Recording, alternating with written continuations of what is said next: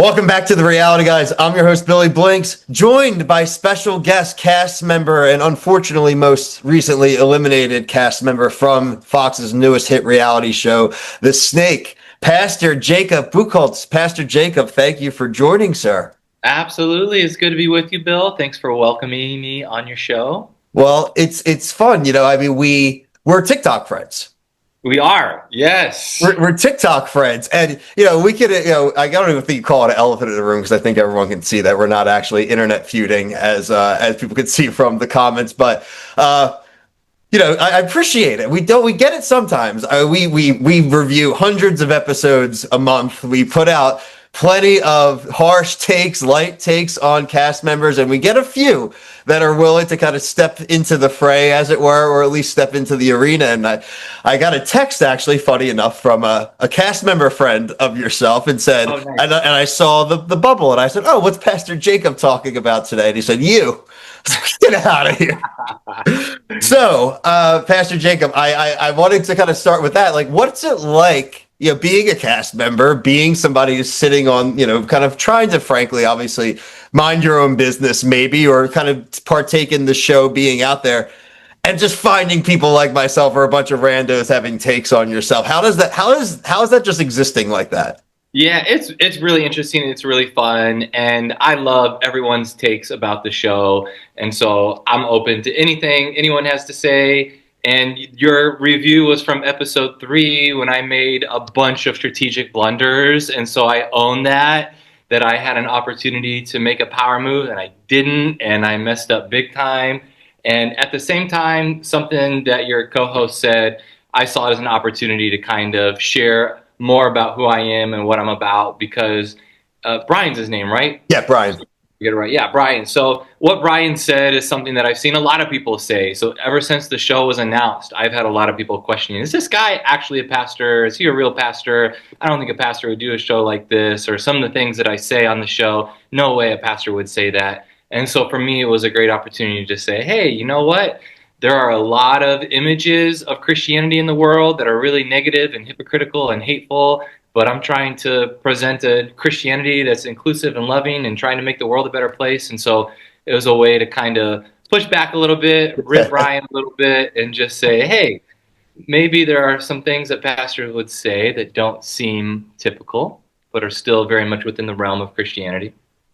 I saw it. I said, man, he's probably pretty mad. I called him a big stupid idiot about 14 times in a row. Like, this is definitely. I got the Jake the Snake thing up there and everything. And I didn't mind that. and look, we'll transition that into, right. I mean, unfortunately, like I said, last week, episode 3 didn't go your way. You tried to form a new pact, and obviously that kind of turned around instantly. That the pact did not form. Kind of continued this week where it really kind of centered around you and Kethryn informing you that, hey, by the way, just so you know, you're not my only alliance. I have this other set of 4, which means I'm really in alliance with like 9 different people right now. We can get into that. In retrospect now, do you think there was really anything you could have done following episode 3? Or do you really think your die was cast whether you made that public knowledge or not? Yeah. So for me, I was really excited when Alyssa became the snake in episode 4. We had had a moment to connect with each other, and I could see the bros squirming a little bit, the fact that it was chosen by looking under your dinner plate. And so I was getting a little bit of pleasure out of that, just seeing them realize they weren't going to have the chance to compete for the snake and that it was already set. But as the saving ceremony approached and I realized that the hinge here was Kethryn saving me and Derek, and that probably wasn't going to happen, then I needed to kind of step into the fray. I think if I had kept my mouth shut, I could have been safe, and that may have been a better strategy long term. But at the same time, I didn't want to see both Derek and I in the bottom. I wanted both of us to keep going. He was the main person that I was in a pact with. I wanted to protect him. And so I thought to myself, you know what? There is so much about Kethryn's game that is not adding up. And if I say something, then perhaps I can open other people's eyes up to it and they'll pivot at this point. Clearly that didn't go the way I'd hoped again, but that was the goal. Yeah. So talk about the saving ceremony. It's something I did get I got a laugh out of this, and I'm curious if you pre-planned this or not. When you decided, you said, you know what, send me home. When you got to the final tune, you said, you know what, send me home. It gave me a big, you don't fire me, I quit vibes. Did you consider maybe volunteering yourself before the saving ceremony started? Did you, or was it like by the end of it, were you over it? Like, what? Fill us Oh in a little bit no. on that. I really wanted to fight, and that's why I spoke up when it was Amanda's turn. I knew that Amanda was playing multiple angles, even though we were in a pact with each other, and I respected that. I think that I was a walking time bomb in terms of people targeting me, and she needed to play it safe. So I wanted to present an argument to Amanda.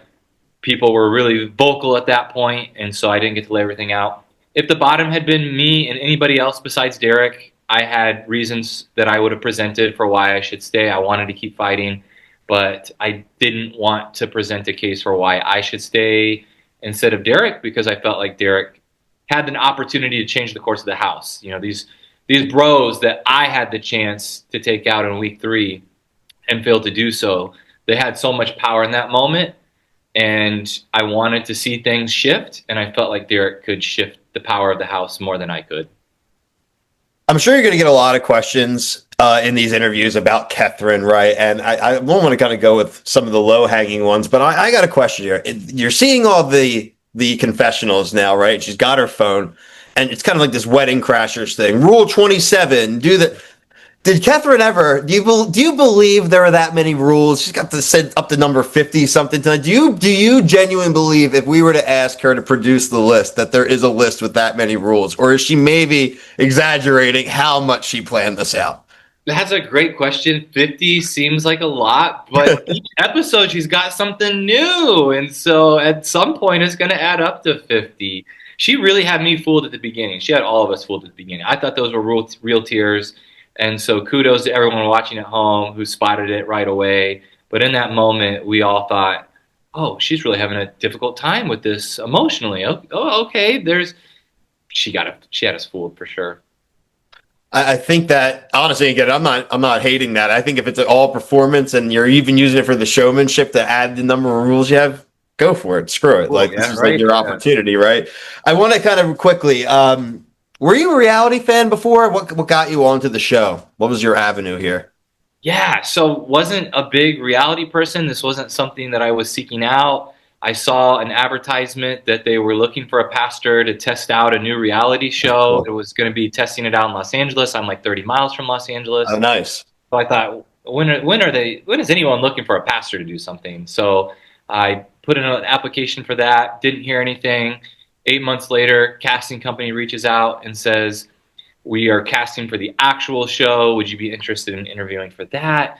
And at first, it thought like it was it going to be something I'd be able to do, leave my church, leave my spouse, leave my 3-year-old.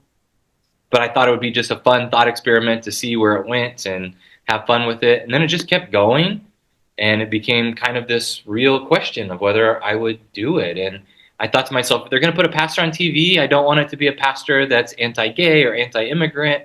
I want it to be a pastor that's trying to share a more loving, inclusive message.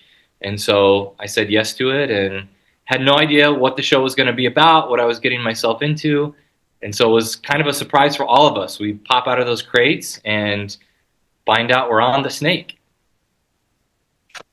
This and look, I think it was an awesome thing to have a pastor on. I do think you avowed yourself well. I think unfortunately you didn't get to play as long as maybe some of us would have liked to seen and just seen how some of those further gameplay develop and see you frankly learn on the fly.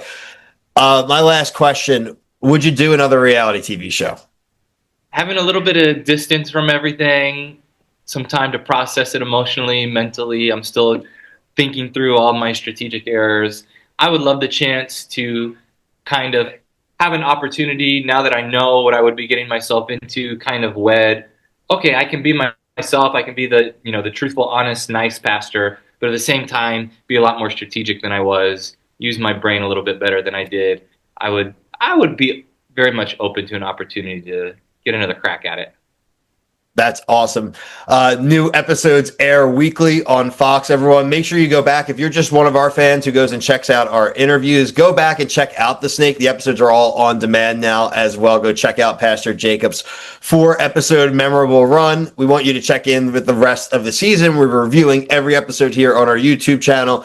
Pastor Jacob, open invite, obviously as the season goes on, if you ever want to come back on and commentate on an episode because you were surprised about something or have a take, always open to having you come back on. Awesome. Love it. Love chatting about the show. So feel free to reach out to me, anyone watching this. Enjoy connecting with folks. Where can people find you? Yeah, Instagram, I'm at the.inclusive.pastor, or on TikTok at the inclusive pastor. So feel free to connect. Awesome.